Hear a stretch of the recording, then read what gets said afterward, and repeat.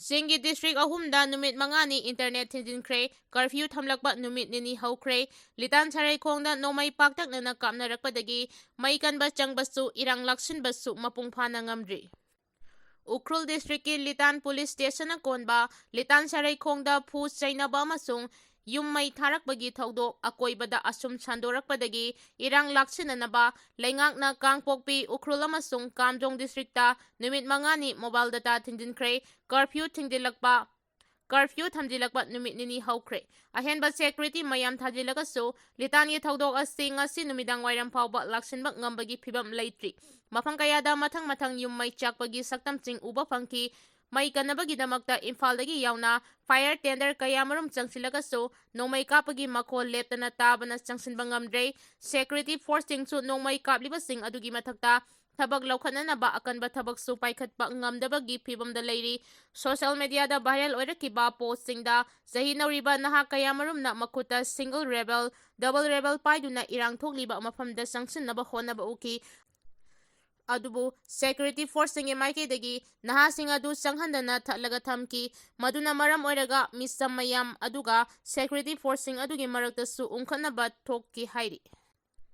atopa pau amada kuki militant oigani singnaba kemo setpa naha kharana automatic rifle sing paiduna cheki yum amagi manungdagi nongmai paktaknana kapsinbagi saktam sing live oina thadokpa uki mafam kayamarumda automatic nongmai sijinabagi makhol letana tabana maram oiraga haudi litangi sarai khongda khundaba kanglup anigi marakta thokpa khana chainabani haibadu yaraktabagi phibamda lagle khana chainariba nakalanigi marumda automatic khulai paiba militant kayamarum makhoigi kanglupki misang changnaraka kapnarabra haibagi singnaba leire asiguma phibam ama phongna uba phangba asina maram oiraga law and order laksinaba hotnabada state force ki matik mayai chamkhre Paosina makhatana hai nakalanigi marakta nomai kamnarakpa amasung yumai thanabagi thaudosing adu laksinanaba Imphaldagi Manipur Police Commando gi mapung pharaba team sing haudimaki oinadi thajindri police personnel khara changliba sing adusu central force sing su nomai makholdu taraga adum yengmanatana Pambai amata leitabadawna tauri manang nakpa mafamsingda yumai chakpa uragasu yamna nakpa mafamda nongmai kapnarakpana mai kanbagi thabaktasu khudong chadaba mayoknarakpadagi yum kayamrum tangoi onkhre haudi fawba yum kayam maina chakhrabagi haiba khangba ngamdri khoisaunara miyamna Imphal Ukhrul lambi thingdinduna thamli hairi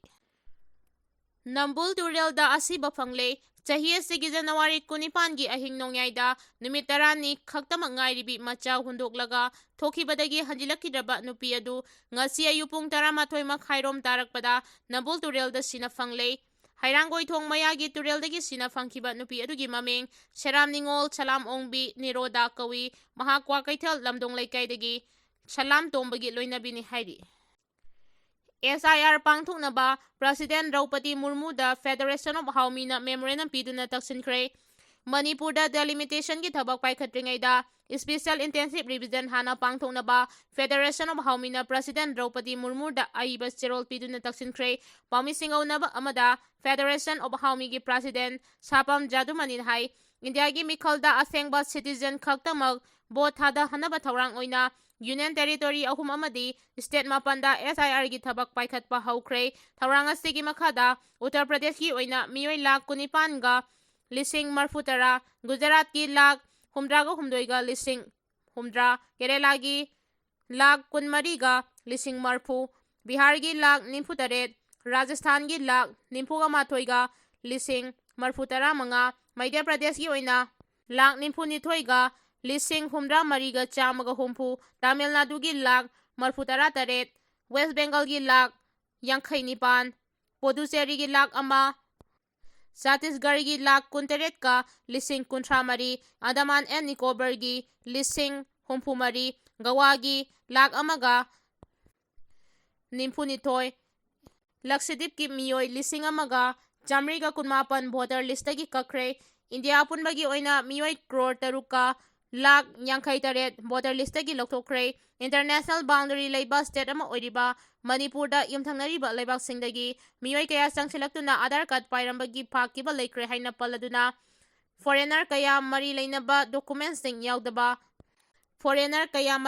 document yaudana changlakpagi phakibasu leikre haina phongdoki Litanda thokliba irang laksinaba leingakna kanna hotnari haina losi dikhona phongdorakre. Irang thoknaba kai haubasing masak khangdoknaba hotnari haina su phongdoragli.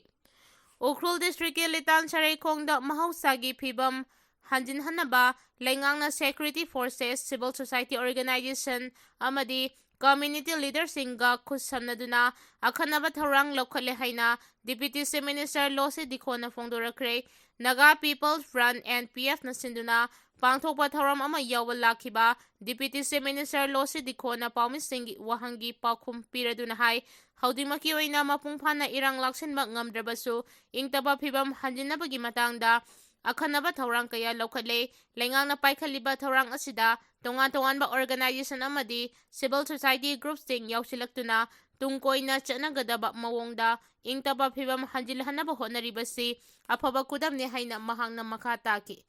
Wathok ama thorakpa matamda khudakta hekta laksinba oithokloi haina paladuna mahangna hai haudiwariba phibam asi yengluragadi ingtapa hanjinhanaba hotnabada matam khara soidana changani adubu athuba matamda soidana phibam laksinba ngamgani haibagi thajaba lei. Litan sareikongda thorakliba thodok asigi matangda mahangna hai Mifam kaya pangthoktuna phibam laksinaba hotnaringagi cheirakta kanagumba miyoi kharana irang henganhanaba atamnana thorang lokhalagli. Kanglu maselgi marakta kai hauduna irang thokhanaba hotnakiba miyoising adu masak khangdoknaba hotnari. Kanglu khudimaki civil society organization singna mapung phana cooperation pirakpa maramna athuba matamda yasinaba puraklagani haibagi thajaba lei. Yummai tharakpa amasung Nongmei Kapnaba thodok thorakpana maram oiraga miyamda chamamnaba pokhanbaga loinana phibam laksinaba hotnabada khudongchadaba mayoknaki. Haujikti miyangi pukning phathare amasung athuba matamda mahausagi phibam soidana hanjilagani haiki. NPF ki president awangba nimainasu kangluk khudingmak ingtapa phibam kaihandanaba appeal tauki. Authorities singna hana sunaba lephanduna misangi punsi kananaba thorang lokhatkadabani haina kokomina phongdorakre.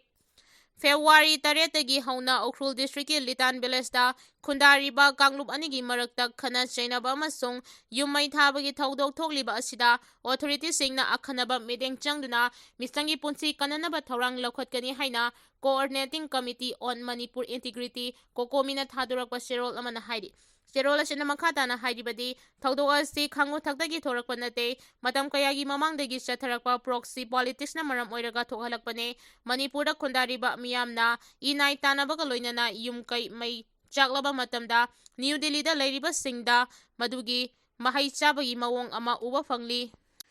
New Delhi da leiriba singna madugi mahai chabagi mawong ama uba phangli. Suspension of operation through agreement yauna akhanaba thausilamagi makada proxy force sidinaduna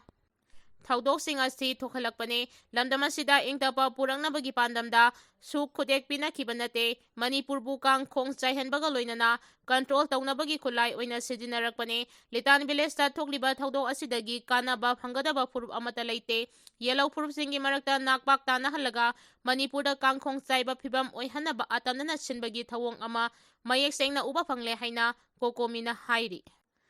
Chief Minister Khemchana SpiceJet ki direct flight ahum launch tawkre. Manipur ki Chief Minister Yumnam Khemchana ngasi Imphal dagi Guwahati, Kolkata amasung Mumbai tamna paigadaba SpiceJet ki direct flight ahum launch tawkre. Bir Tikendrajit International Airport ta Inner Manipur Parliamentary Constituency ki MP Angomcha Bimol Akoy Jamamadi SpiceJet ki senior official sing yauna pangthokpa thoram amada Guwahati, Kolkata amasung Mumbai tamna paigadaba flight service launch tawkhibane. Chahi ahum rom awaba phibam mayoknariba Manipur gi damaktadi atopa state singda chathok chachin tawbada plane tongba natana atopa pangbai leitaba maramna anauba direct flight service ahum laihallakliba asina miyamda sauna khudong chaba laihalagani haina miyamna thajanari. Service asina mahairoi sing amadi analengi chathok chachin tawbada hena khudong chahalagani hairi.